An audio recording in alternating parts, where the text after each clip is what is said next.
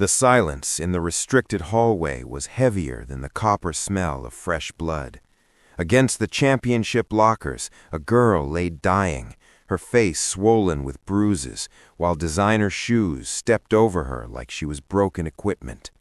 For Dwayne, the housemaid's son, crossing into that corridor wasn't just breaking school policy, it was signing his family's death warrant. He knew that saving her meant losing his scholarship, his mother's employment, and the only home they had. But as he knelt beside her to stop the bleeding, he didn't realize he was holding the secret daughter of Boris Alexandrov, or that his act of mercy was about to bring down an empire's wrath on everyone who left her to die. Dwayne knelt on the polished marble, risking everything to save a stranger the elite had discarded like trash. It was a Thursday afternoon in early March, and the air inside the prestigious Westbridge Academy smelled of floor polish and old money. Rain hammered against the Gothic windows of the main building, drowning out the purr of luxury vehicles in the circular driveway. Dwayne Castillo, 17 years old, with dark, watchful eyes and the calloused hands of someone who'd spent his life working, was not headed toward any of those cars. He was waiting for his mother, Eugenia, who was finishing her shift scrubbing the marble hallways that students like him were barely allowed to walk. Dwayne sat on a bench outside the athletics wing, reviewing his anatomy flashcards. He was invisible here. As the son of Westbridge's head housemaid, he attended the academy on a fragile merit scholarship that existed only because his test scores were too exceptional to ignore. One wrong move, one complaint from a powerful parent, one step out of line, and he'd be back in the city's overcrowded public schools, where his father's dream for him would die. "Measure twice, act once," he whispered to himself, his father's voice echoing in his memory. His father, Marcus Castillo, had been an army combat medic who died 4 years ago saving civilians during a flood. He'd taught Dwayne emergency medicine at their kitchen table, how to read vital signs, control bleeding, stabilize spines. The training was supposed to be Dwayne's path forward, his ticket to becoming a paramedic and honoring his father's legacy. A sound shattered his concentration. Not a crash, something worse. Labored, wet breathing from behind the championship trophy case, followed by a weak, suppressed moan. Dwayne looked around. The hallway was empty, except for a cluster of students near the main entrance, laughing loudly at something on their phones. They hadn't heard, or they'd chosen not to. He hesitated. The athletics corridor was strictly forbidden territory, athletes only. Staff and scholarship cases like him could be expelled just for being seen there. "Keep your head down," his mother always begged him. "We can't afford to lose this." But that breathing, it wasn't normal. It was the sound of someone drowning in their own blood. Dwayne shoved his flashcards into his backpack and stood. He pushed open the heavy oak door marked Athletics Wing, Authorized Personnel Only, and slipped inside. The corridor was silent except for that terrible gurgling breath. Recessed lighting illuminated trophy cases and team photos of students whose monthly allowances exceeded his mother's yearly salary. Near the far end, past the varsity locker rooms, he saw her. A girl was crumpled against the lockers, blood streaking down the metal like war paint. She was maybe 16 or 17, her long hair matted with blood, her face so swollen he could barely make out her features. She wore the Westbridge uniform, white blouse now torn and crimson-stained, plaid skirt twisted around her legs. One arm hung at an unnatural angle. Dwayne sprinted toward her, his sneakers leaving prints on the pristine floor. "Hey, can you hear me?" The girl's eyes fluttered but didn't open. Her breathing was shallow, rattling, signs of internal bleeding, possibly punctured lung. Blood pooled beneath her from a gash on her scalp. He recognized the pattern immediately. This wasn't an accident. This was a beating. She looked vaguely familiar, one of the quiet ones who ate lunch alone in the library, always with her head down. He'd assumed she was just another rich kid who preferred solitude. The uniform fit her perfectly, custom-tailored, but her jewelry was modest. He didn't know her name. He didn't know that beneath her false identity as a scholarship student named Sarah Brooks, she was Yolanda Alexandrov, kept hidden at Westbridge by her father, who tried to give her 1 year of normal life before his world consumed her. All Dwayne knew was that if he didn't act in the next 3 minutes, she would die on this floor, while Westbridge Academy's future leaders stepped over her body on their way to lacrosse practice.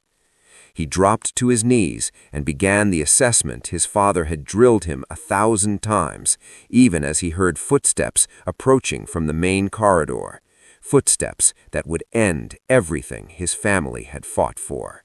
Dwayne's hands moved automatically, muscle memory overriding the panic screaming in his skull. ABC, airway, breathing, circulation. His father's voice was calm in his head even as his own heart hammered against his ribs. He tilted the girl's head back gently, checking her airway, clear but compromised by the swelling.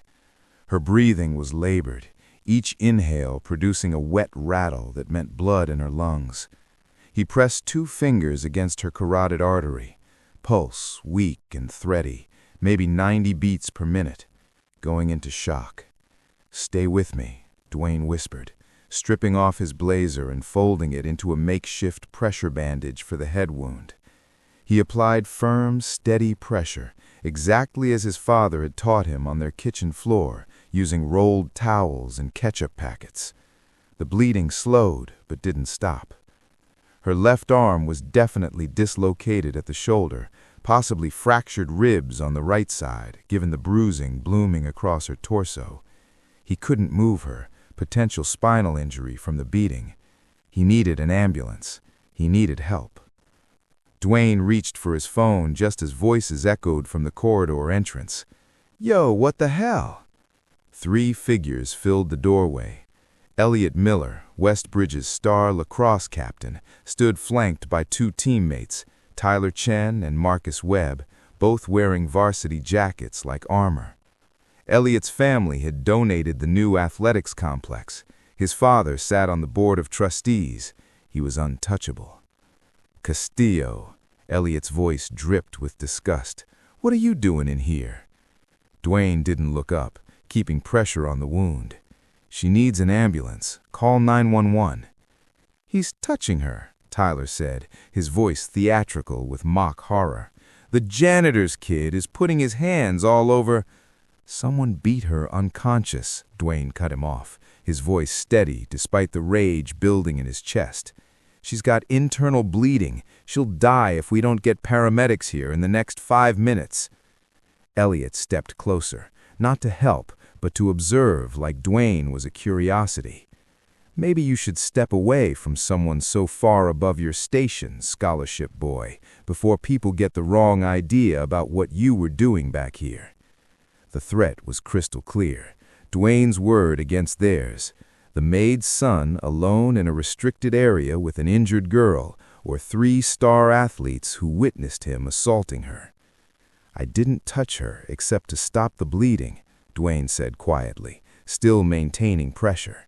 His blazer was soaked through now, crimson blooming across the Westbridge crest his mother had been so proud to iron onto his jacket. "And if you don't call 911 right now, you're accessories to murder." Marcus laughed, actually laughed. Listen to him, accessories to murder. Someone's been watching too much TV. "Pretty bold talk from someone who's about to lose everything," Elliot said, pulling out his phone. But he wasn't dialing 911. He was filming.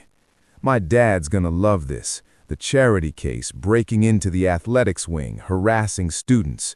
Your mom's gonna be cleaning gas station bathrooms when he's done with your family." Beneath Dwayne's hands, the girl's breathing hitched, stopping for 1 terrible second before resuming with a sound like tearing fabric. Pneumothorax. Her lung was collapsing. Without immediate medical intervention, she had minutes, not hours. "Sometimes the right choice is the one that destroys you," his father had told him once, describing the moment he'd run into floodwater to save a family, even though he couldn't swim. But you make it anyway, because someone has to. Dwayne pulled out his own phone and dialed 911, meeting Elliot's eyes as he did it. 911, what's your emergency? I need an ambulance at Westbridge Academy, Athletics Wing, East Corridor. 17-year-old female, severe head trauma, suspected internal bleeding and pneumothorax. Patient is in shock. I'm performing first aid, but she needs transport immediately. He'd just signed his family's eviction notice, but the girl was still breathing. That had to be enough. Dean Danielle White's heels clicked against the marble like a countdown timer. She appeared at the corridor entrance exactly 4 minutes after Dwayne's 911 call, her expression carved from ice and calculation. Behind her, Elliot Miller and his crew scattered like roaches when the lights come on.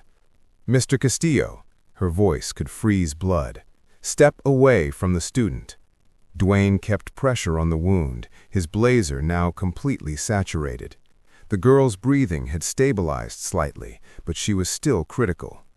"Ambulance is 2 minutes out. She needs—" "I said, step away." Dean White moved closer, her expensive perfume cutting through the copper smell of blood. She was 45, impeccably dressed, and had spent 15 years protecting Westbridge's reputation from scandals that might scare away donor families. Students were investments. Dwayne was overhead. He looked up at her, still kneeling. "She'll bleed out if I release pressure." "Then we have a problem." Dean White crouched down, her skirt pooling around her knees as she assessed the scene with the cold efficiency of someone calculating property damage.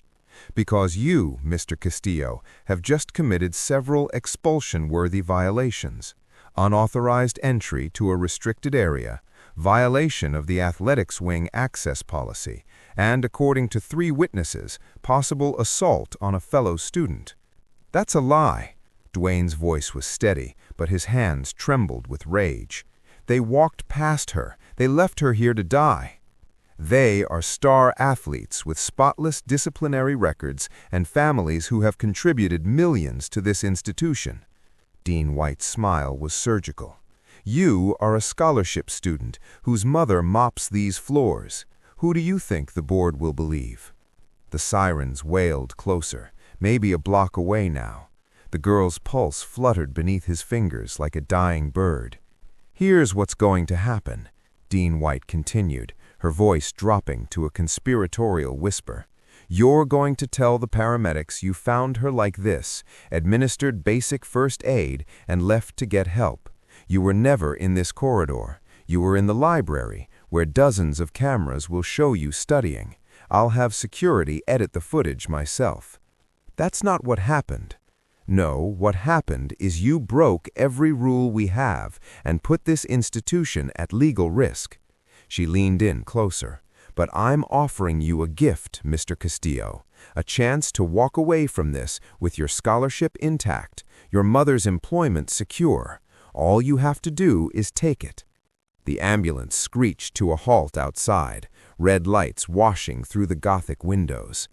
"Or," Dean White said, standing and brushing invisible dirt from her skirt, "or you can insist on playing the hero. You can tell them exactly what happened, give them your dramatic story about saving her life, and tomorrow morning you and your mother will receive termination notices. Your scholarship will be revoked for disciplinary violations. Your housing will be forfeit. You'll have 30 days to vacate." Footsteps thundered down the hallway, paramedics with their equipment, their voices urgent and professional. This was the moment, the last exit before the bridge burned behind him. Dwayne thought about his mother, 53 years old, with arthritis in her hands from decades of scrubbing other people's floors. He thought about their tiny staff apartment, the only home they'd had since his father died. He thought about his acceptance letter to the State University's paramedic program, contingent on his Westbridge transcript. Then he looked down at the girl bleeding onto his blazer, left to die because she didn't matter enough to powerful people, and he heard his father's voice one more time. Someone has to. "My name is Dwayne Castillo," he said clearly as the paramedics burst through the door. "I found her in the athletics corridor approximately 8 minutes ago. She has severe head trauma, suspected internal bleeding, possible pneumothorax on the right side. Pulse is weak and thready at 90 BPM. I've been maintaining pressure on the scalp laceration." Dean White's expression didn't change, but something flickered in her eyes. Respect, maybe, or just confirmation that she'd chosen her own destruction. "Noted, Mr. Castillo. I'll see you in my office tomorrow morning, 9 a.m. sharp. Bring your mother." The fluorescent lights of County General's emergency room burned through Yolanda's eyelids like accusations. She surfaced from unconsciousness in fragments, the beep of monitors, the chemical smell of antiseptic, voices discussing her injuries in clinical detachment, fractured ribs, dislocated shoulder now reduced, mild concussion, 17 stitches in her scalp. "Miss Brock, can you hear me?" A nurse leaned over her, checking pupil response with a pen light. "You're at County General. You were brought in by ambulance from Westbridge Academy." Yolanda blinked, her thoughts swimming through the morphine haze. Brock. Right. Sabrina Brock, the identity her father's people had constructed for her. The scholarship student with the fabricated background, designed to be invisible, unmemorable, just another quiet girl trying to survive at an elite school. Except she'd failed at invisible. Someone had recognized her anyway, not as Boris Alexandrov's daughter, but as a threat. The beating replayed in flashes, the bathroom ambush, Elliot Miller's fist connecting with her ribs while his girlfriend held her arms, the final blow that sent her skull cracking against the lockers. Then nothing, until hands touched her face, gentle and certain. A boy's voice, calm despite the chaos. "Stay with me." "The student who called 911? Yolanda managed, her voice scraped raw. "Is he here?" The nurse exchanged glances with someone out of Yolanda's line of sight. "There's a young man in the waiting room, Dwayne Castillo. He rode in the ambulance, gave your medical history. He's been here for 3 hours." 3 hours. Yolanda tried to sit up, but pain lanced through her ribs, forcing her back against the pillows. Through the gap in the privacy curtain, she could see into the waiting area. A boy sat hunched in a plastic chair, his white uniform shirt stained rust brown with her blood. He looked exhausted, his head in his hands. Then the automatic doors burst open, and a woman rushed in wearing a gray housekeeping uniform with the Westbridge crest embroidered on the breast pocket. She was small, maybe 5'3", with graying hair pulled back in a tight bun, and hands that trembled as she grabbed Dwayne's shoulders. "Mijo, what happened? Dean White called me. She said you're expelled, that we're both terminated. Dwayne, what did you do?" Even through the morphine, you could hear the terror in that voice. This wasn't anger. This was the sound of someone watching their entire world collapse. Dwayne stood, pulling his mother into a hug. "Mom, I'm sorry. There was a girl. She was bleeding out. I couldn't just—" "You called 911 from the athletics corridor?" Eugenia Castillo pulled back, her face wet with tears. "You broke into a restricted area? Dean White said they have witnesses claiming you attacked her." "That's not what happened. It doesn't matter what happened." His mother's voice cracked with desperation. "It matters what they say happened.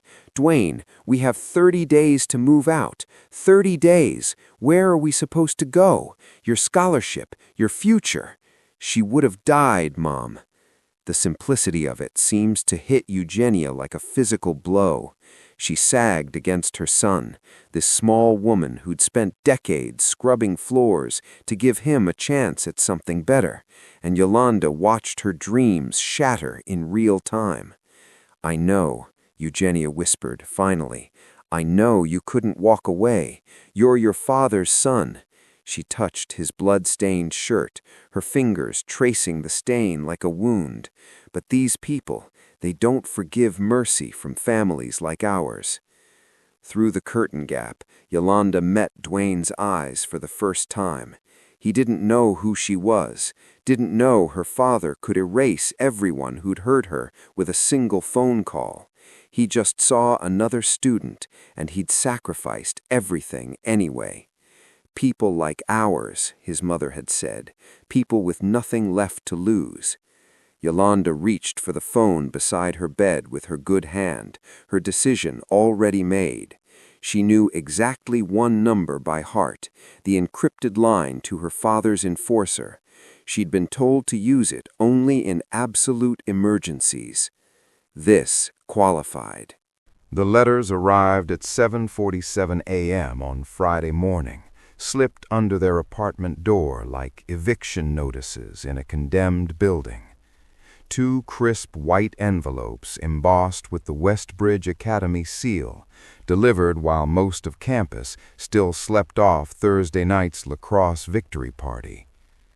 Dwayne saw them first. He'd been awake since 4, unable to sleep, still smelling blood on his hands despite washing them until the skin cracked. He picked up the envelopes with the numb certainty of someone who already knows what they contain. One addressed to Dwayne Castillo, student ID 4721. One addressed to Eugenia Castillo, employee 0089. His mother emerged from her bedroom in her bathrobe, her face puffy from a night of crying. She looked at the letters in his hands, and something in her simply broke. She didn't ask what they were. She already knew. Dwayne opened his first. The letterhead was elegant, the prose professionally distant. Dear Mr. Castillo, after careful review of the incident that occurred on March 14th, the Westbridge Academy Disciplinary Committee has determined that your actions constitute severe violations of school policy, including unauthorized access to restricted facilities and failure to comply with direct instructions from administrative staff. Effective immediately, your merit scholarship has been revoked. Your enrollment at Westbridge Academy is terminated. You have 5 business days to return all school property, including textbooks, identification cards, and uniforms. Please coordinate your departure with Student Services. The signature at the bottom belonged to Dean Danielle White, the woman who'd offered him a way out, then delivered the execution order when he refused to take it. Eugenia's hands shook as she tore open her own letter. Dwayne watched her eyes scan the text, watched 15 years of service reduced to 3 paragraphs of legal justification. Dear Miss Eugenia Castillo, due to recent circumstances involving your dependent and concerns regarding judgment and discretion, Westbridge Academy has determined that your employment as head of facilities must be terminated effective March 21st. As per the terms of your employment contract, staff housing is contingent upon active employment status. You have 30 days from the date of this notice to vacate the premises at 127 Oak Lane, Staff Housing, Unit 4B. Final compensation, including accrued vacation time, will be processed with your last paycheck. 15 years. Eugenia had scrubbed these hallways for 15 years, worked double shifts when the academy hosted donor galas, cleaned vomit from bathroom stalls after prom, polished the same marble until her knees gave out and she needed cortisone shots just to climb stairs. She'd missed Dwayne's middle school graduation to deep clean the administration building before a board meeting. She'd worked Christmas Eve, New Year's Day, every holiday that wealthy families spent together while she made their spaces immaculate. And they'd reduced her to 3 paragraphs. 30 days, Eugenia whispered, staring at the letter like it was written in a foreign language. Mijo, Where do we go? Everything we have fits in this apartment. My savings. I laughed, a sound that had nothing to do with humor. I have $800 in savings. First month's rent anywhere in the city is $2,000 minimum. Dwayne looked around their apartment. It was small, just 2 bedrooms and a kitchenette, but it had been home since his father died. His father's medals still hung in a frame above the couch. His mother's collection of ceramic angels lined the windowsill. His acceptance letter to the State University's paramedic program was pinned to the refrigerator, now completely worthless without a high school diploma from Westbridge. They'd been erased. Not just fired or expelled, systematically removed from the record like they'd never existed. By next week, new staff would occupy this apartment. By next month, another scholarship student would sit in Dwayne's desk in AP Biology, and no one would remember the janitor's son who'd saved a girl's life. "We'll figure it out," Dwayne said, the words hollow even to his own ears. "I'll get my GED, find work, Your father died trying to save people who didn't thank him." Eugenia cut him off, her voice raw. "And I let you grow up thinking that meant something, that sacrifice mattered." She crumpled the letter in her fist. "But it doesn't, not to people like this. We're just collateral damage in their perfect world." Through the window, morning sun illuminated Westbridge's Gothic spires, beautiful and merciless as a cathedral built on bones. 29 days left. Yolanda waited until 2 a.m., when the nurses changed shifts and the hospital corridor outside her private room fell quiet. Her ribs screamed with each breath, and the morphine made her thoughts swim, but her hands were steady as she pulled the burner phone from her jacket pocket, the one her father's people had sewn into the lining before she'd left for Westbridge. The phone had one number programmed into it. She'd never been supposed to use it. She dialed. It rang once. Firebird. The voice on the other end was granite and gunpowder. Ben James, her father's head of security for 23 years, the man who'd taught her to shoot when she was 12 and told her that hiding at Westbridge was the stupidest decision Boris Alexandrov had ever made. "It's me." Yolanda's voice was steady despite the bandages wrapped around her ribs, despite the stitches pulling tight across her scalp. Silence. Then, location. County General, room 347. Westbridge called it in as Sabrina Brock, student assault. She paused, testing the words in her mouth. "They tried to kill me, Ben." She heard something crash in the background, then Ben's breathing, carefully controlled. "Who?" "Elliot Miller, son of Jonathan Miller, board trustee. He had help, his girlfriend, 2 teammates. They cornered me in the bathroom after last period, said I was asking too many questions about the athletics program budget. I found embezzlement records in the athletic director's office, thought I was being smart, playing investigator. Turns out rich kids don't like scholarship students poking around their money." "Miller's son put his hands on you?" It wasn't a question. Ben's voice had dropped into a register that meant someone was already dead. They just didn't know it yet. "He beat me unconscious and left me in the corridor. His friends stepped over me like garbage." Yolanda shifted in the bed, wincing. "But there was someone else, a boy named Dwayne Castillo, son of the housemaid. He found me bleeding out, used field medical training to keep me alive until the ambulance came." "Castillo. I'll have his background by morning." "You don't need to investigate him, Ben. You need to protect him."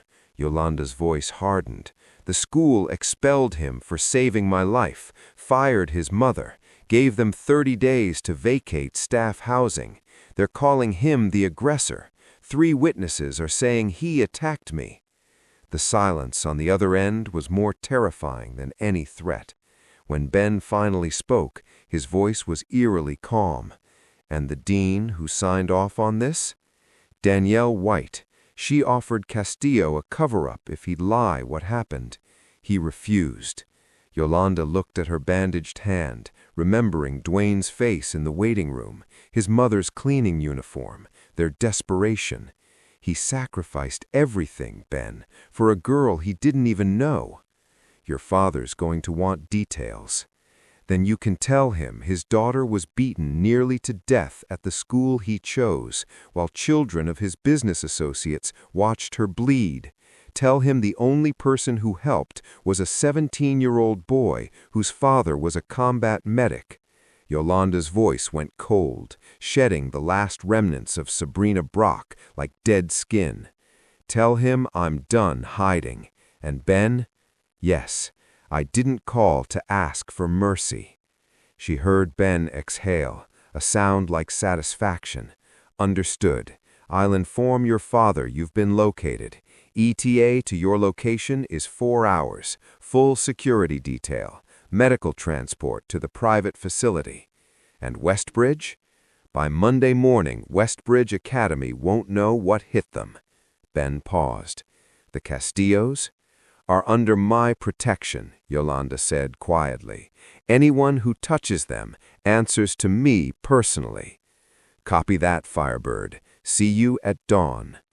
The line went dead. Yolanda set the phone on the bedside table and stared at the ceiling, counting her heartbeats. Somewhere in the city, Dwayne Castillo was probably lying awake, wondering how he'd tell his mother they were homeless. Somewhere in her Connecticut estate, Dean Danielle White was probably sleeping soundly, confident that crushing 2 lives was just another day's work. They had no idea the storm coming for them. Her father had 48 hours to make everyone who failed her regret being born. Dwayne woke to the sound of sirens at 6:15 a.m. on Monday morning, the 3rd morning of his countdown to homelessness.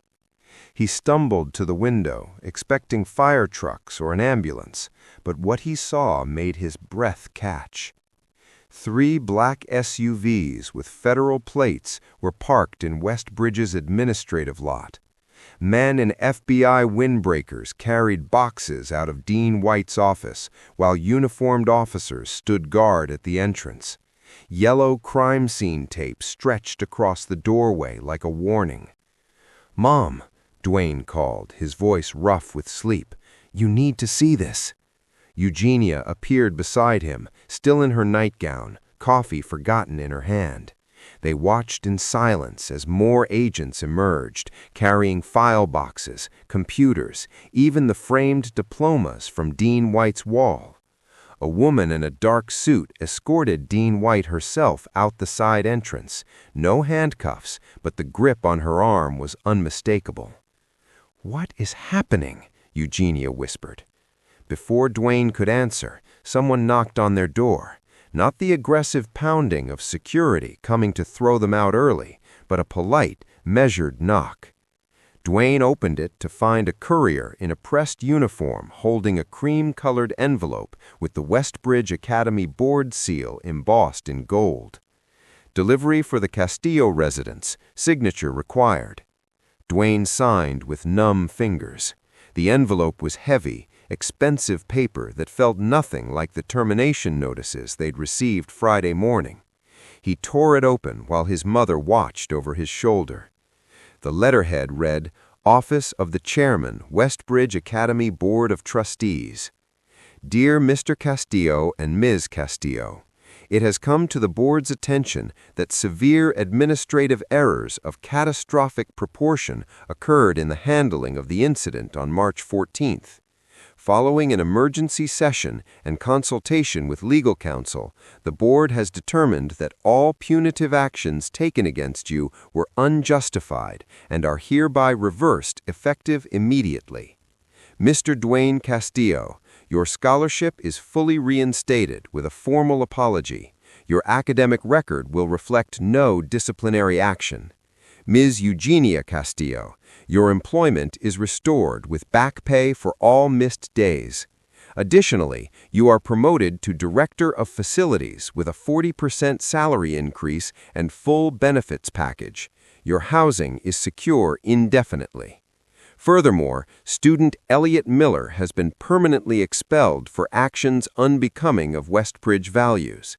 A full investigation into the athletics program is underway. We deeply regret any distress this situation has caused your family and look forward to your continued presence in our community. Sincerely, Richard Pemberton, Chairman, Board of Trustees. Eugenia's coffee cup slipped from her fingers, shattering on the floor. Neither of them moved to clean it up. "This doesn't make sense," Dwayne said, reading the letter a second time, then a third. "Friday we were erased. Today I'm reinstated and you're promoted. Ben, what changed?" Through the window, they watched another black SUV pull up. A man in an expensive suit emerged, spoke briefly with the FBI agents, then walked toward the main building like he owned it. Students gathering for Monday classes gave him a wide berth, instinctively recognizing predatory power. Dwayne's phone buzzed. Unknown number. He almost didn't answer, but something made him pick up. "Mr. Castillo?" The voice was female, young, hoarse, familiar. "This is Sabrina Brock, the girl you saved." "Are you okay? I tried to check on you at the hospital, but they said—" "My real name is Yolanda Alexandrov." She paused, letting the name sink in. "My father would like to meet you. There's a car waiting outside your building. It's not a request, but you're not in danger. I promise you that." The line went dead. Eugenia grabbed Dwayne's arm, her face pale. "Alexandrov, mijo. That's—" "I know what that is, Mom." Through the window, a black Mercedes with tinted windows idled at the curb. The man in the expensive suit from earlier stood beside it, waiting. Dwayne looked at the letter in his hands, at the FBI agents dismantling Dean White's office, at Elliot Miller's name on the expulsion notice. None of this was about administrative errors or board investigations. This was about a father's wrath, and apparently they were standing at the center of it. The motorcade arrived at 10 a.m. during second period, when all of Westbridge's students were theoretically in class. But every window on campus was suddenly filled with faces as 8 black vehicles rolled through the gates like an invading force. The lead SUV stopped directly in front of the administration building. Men in dark suits emerged first, scanning the grounds with the practiced efficiency of Secret Service agents. Then the rear door opened, and Boris Alexandrov stepped out. He was 52, broad-shouldered, with iron-gray hair, and the kind of face that had seen things polite society pretended didn't exist. He wore a charcoal suit that probably cost more than most faculty members made in a month, and he moved with the absolute certainty of someone who'd never been told no in his life. From the third vehicle, Yolanda emerged. She was still bruised, her left arm in a sling, stitches visible along her hairline, but she was dressed in a black suit that matched her father's, and when she stood beside him, the resemblance was unmistakable. Dwayne watched from the second-floor hallway where he'd been summoned, his mother gripping his hand so tightly his fingers went numb. Dean White was already there, flanked by 2 attorneys who looked like they'd aged 10 years overnight. The athletic director stood pale and sweating. Elliot Miller's father, Jonathan Miller, was shouting into his phone about lawyers and lawsuits, his voice carrying across the marble atrium. Boris walked through the front doors like he was inspecting conquered territory. His security detail fanned out, blocking exits. When he spoke, his accent was faint but unmistakable, Eastern European, refined by decades in America, but never quite erased. "Good morning." His voice was conversational, which somehow made it more terrifying. "My name is Boris Alexandrov. Some of you may know that name. The rest of you will learn it." He gestured to Yolanda. "This is my daughter, Yolanda. Last Thursday, she was beaten unconscious in your athletics corridor by students you protect, while your staff stepped over her bleeding body. She survived because of one person, a young man you subsequently expelled." Jonathan Miller stepped forward, blustering. "Now wait just a minute. My son said—" Boris didn't even look at him. One of his men moved between them, and Miller went silent. "Dean White," Boris continued, "you offered to falsify evidence to protect your institution's reputation. Mr. Carrington," he nodded to the athletic director, "you've been embezzling from the athletics budget for 3 years. The FBI currently has your records. And Mr. Miller, your son is expelled permanently. If you challenge this, I will ensure every university in the country knows exactly what he did." He paused, letting the silence stretch. "As for the Castillo family, who demonstrated more integrity than this institution combined, Eugenia Castillo is promoted to Director of Facilities effective immediately, with a salary that reflects actual respect. Dwayne Castillo's scholarship is reinstated with a formal letter of apology." Boris turned to where Dwayne and Eugenia stood. His eyes were cold, assessing, but when he looked at Dwayne, something shifted. Not warmth exactly, but recognition. "You tell me you used combat medical training, that your father was Army." "Yes, sir," he managed. "He was a medic." "Then he taught you well." Boris nodded once, the gesture carrying weight. "I don't forget debts, Mr. Castillo, especially ones paid in blood." He turned back to the assembled administrators. "This institution will undergo a complete audit, financial, administrative, disciplinary. You will cooperate fully, or you will join Dean White in federal custody. Are we clear?" No one answered. No one dared. Boris Alexandrov had just bought Westbridge Academy's soul, and everyone in that room knew it. The private meeting took place in what had been Dean White's office, now stripped of her personal effects and occupied by Boris's people. It was just the 3 of them, Boris, Yolanda, and Dwayne. His mother had been asked to wait outside, which terrified them both, but refusing wasn't an option. Boris sat behind the mahogany desk like it had always been his. Yolanda stood by the window, her bruised face catching the late morning light. Dwayne remained standing, refusing the chair Boris offered with a gesture. "Mr. Castillo," Boris began, pulling an envelope from his jacket. "I'm a practical man. I believe debts should be paid in full. You saved my daughter's life at great personal cost. I intend to compensate you appropriately." He slid the envelope across the desk. Dwayne didn't touch it.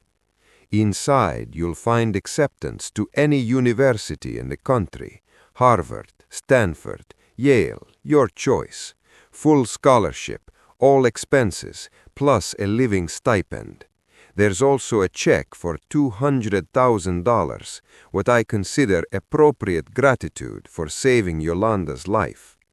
Boris paused. "And outside, there's a car waiting, fully paid, titled in your name. You're 17, you'll be able to drive it in a few months." Dwayne stared at the envelope like it was a loaded gun. $200,000, a full ride to any school, a car, everything his family needed, everything he'd dreamed of, just sitting there. All he had to do was take it. "That's very generous, Mr. Alexandrov," Dwayne said carefully, "but I can't accept it." The temperature in the room dropped 10 degrees. Boris leaned back in his chair, his expression unreadable. Yolanda's eyes widened slightly. "Explain," Boris said. "I didn't save your daughter for money. I did it because she was dying and I could help. My father taught me that you don't calculate the value of a life before you save it. You just do it." "Nobel," Boris said, the word edged with something that might have been mockery or might have been curiosity, "but impractical. Your family is facing homelessness. Your future is uncertain. I'm offering you security." "You're offering to own me." The words came out before Dwayne could stop them. The room went silent. Boris's expression darkened. "Careful, boy." But Dwayne was already committed. "I'm grateful for what you've done. Getting my scholarship reinstated, my mom's job back, that's justice, and I appreciate it. But this," he gestured to the envelope, "this isn't justice. This is you buying my gratitude, making me dependent on you, and I won't do that. Not even to someone who could erase me with a phone call." Yolanda made a small sound, almost a laugh. Boris's eyes narrowed. "You're refusing $200,000 because of pride?" "I'm refusing it because I want to earn my future, not have it handed to me." Dwayne's voice was steady, despite his shaking hands. "I'll take back my merit scholarship, the one I earned with my grades and test scores. That's all I ever wanted. Everything else I'll get myself." The silence stretched. Boris studied Dwayne like he was a puzzle that didn't fit any expected pattern. Finally, he stood, walking around the desk until he was directly in front of Dwayne. At full height, he was intimidating, a man who'd built an empire on fear and respect. "Do you know how many people have refused me, Mr. Castillo?" "No, sir." "In 40 years of business, 3. One is dead. One is in prison." Boris paused. "The third runs my legal division and is the only person I trust completely." He extended his hand. "You have principles, boy. Dangerous ones for someone in your position, but principles nonetheless." Dwayne shook it, Boris's grip firm and assessing. "Keep your merit scholarship, boy, but understand this, Yolanda is alive because of you. That creates an obligation I won't forget. Someday you may need something. When that day comes, you call." He pressed a card into Dwayne's palm. "Not because I own you, but because honor demands it."